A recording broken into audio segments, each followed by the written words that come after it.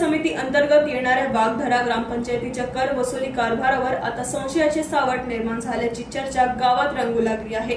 ग्रामस्थांच्या आरोपानुसार ग्रामपंचायतीकडून देण्यात आलेल्या काही कर पावत्यांमध्ये आर्थिक वर्ष अथवा इसवी सणाचा स्पष्ट उल्लेख नसल्यामुळे नागरिकांमध्ये संभ्रमाचे वातावरण आहे।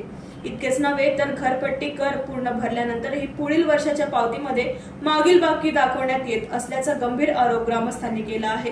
2025-26 चा कर भरल्यानंतर 2026-27 च्या पावतीमध्ये पुन्हा थकबाकी दाखवल्यामुळे अतिरिक्त वसुली झाल्याची चर्चा गावात सुरू आहे। ही माहिती समोर आल्यानंतर महान्यूज 7 चे रिपोर्टर सागर पडोळे यांनी संपूर्ण प्रकरणावर लक्ष केंद्रित केले असून कर वसुलीच्या कारभाराची सखोल चौकशी करून सत्य जनतेसमोर आणण्याची भूमिका घेतल्याचे बोलले जात आहे। दरम्यान या प्रकरणात ग्रामपंचायतीचे सरपंच, सचिव तसेच पंचायत समिती अधिकाऱ्यांची भूमिका काय आहे याकडे नागरिकांचे लक्ष लागले आहे। गैरप्रकार आढळल्यास संबंधितांवर तात्काळ कार्यवाही करण्याची मागणी ग्रामस्थांकडून करण्यात येत आहे। NTV 24 न्यूज करिता सागर पडोळे यांची रिपोर्ट।